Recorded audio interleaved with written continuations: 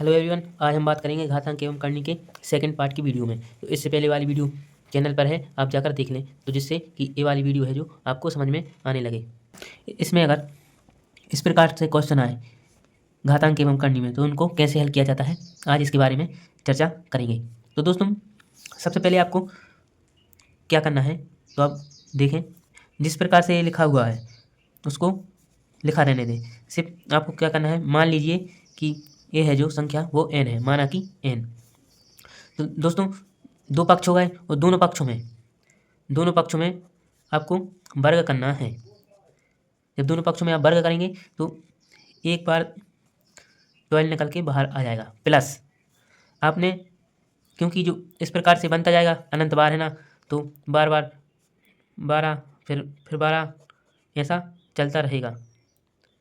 तो दोस्तों, क्योंकि अनंत बार है, तो दोस्तों सिर्फ एक बार आपको बाहर लिख लेना है निकाल के, जो संख्या आपके पास दी गई है।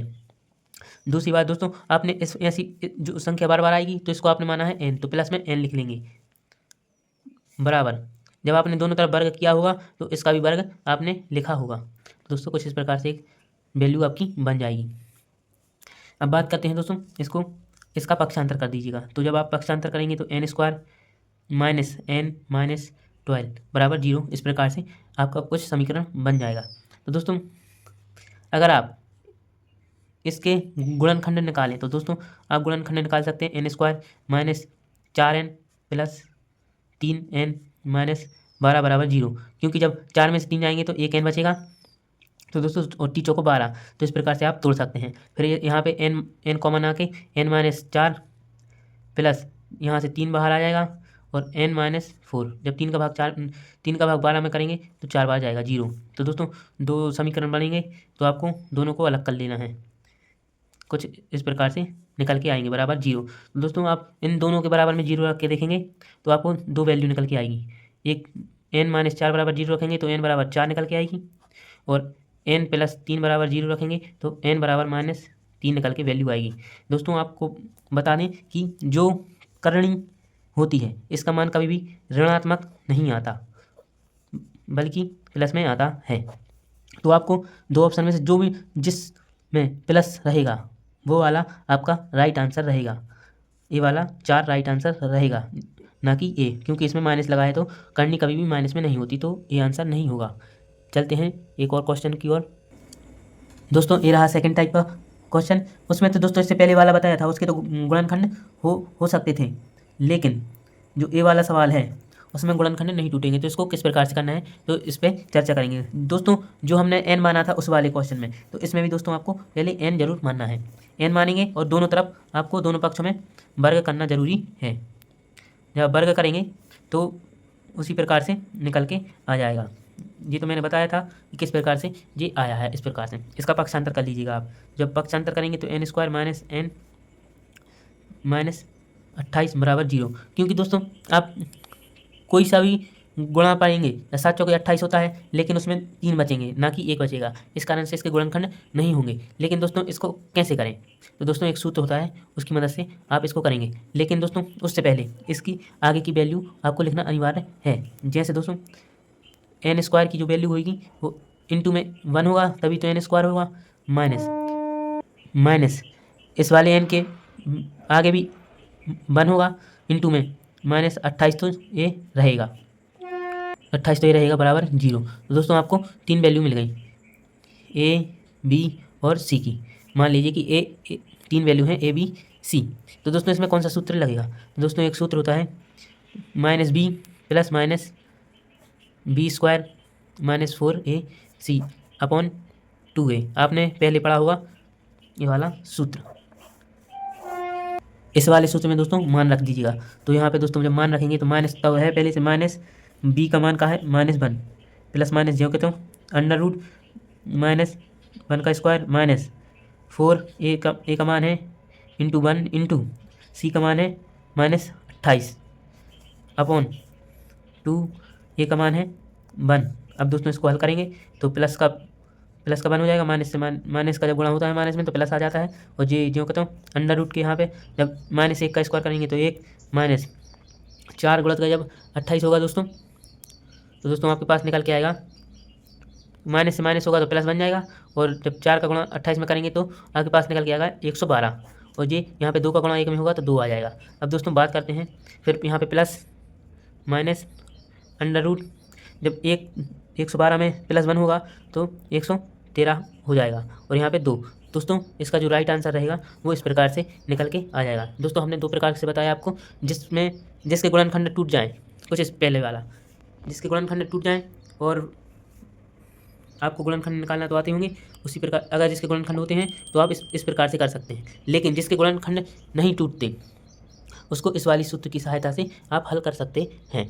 चलें दोस्तों आगे चलते हैं। तो दोस्तों एक और टाइप का क्वेश्चन ही रहा।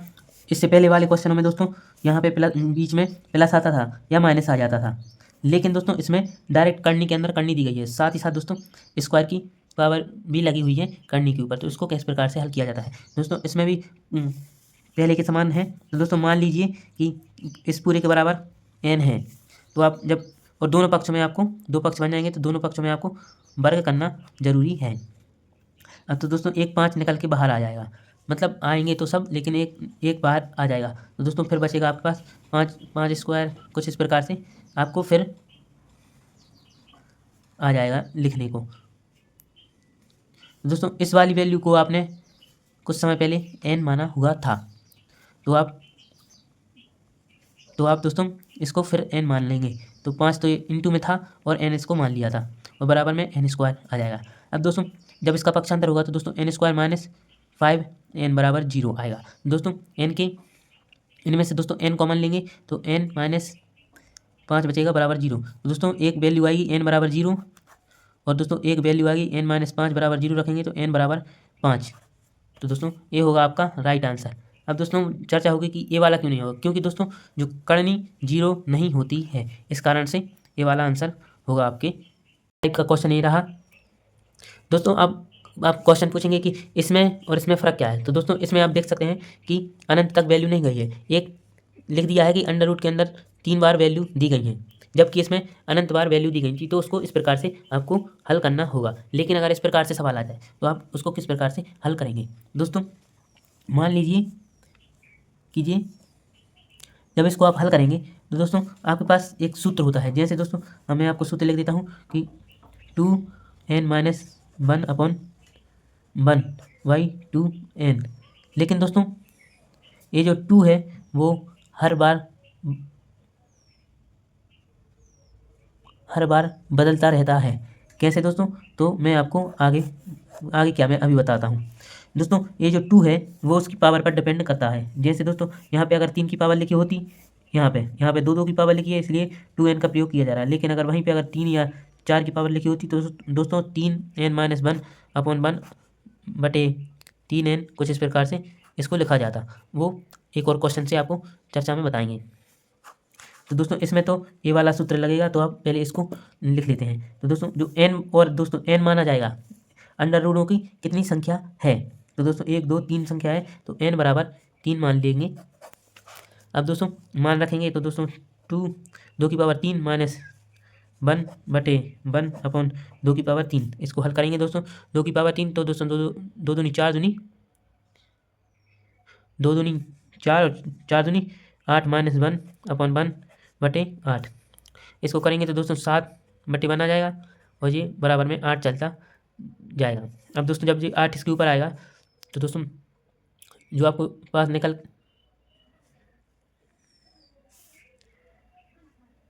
तो दोस्तों इस प्रकार से वैल्यू आएगी। लेकिन दोस्तों इसको कैसे लिखा जाता है, वो लिखा जाता है कि 7/8। लेकिन आपको जो वैल्यू दी गई है 5, तो यहाँ पे 5 लिख देना है, जो कि आंसर हो जाएगा 5 की पावर 7/8 आंसर।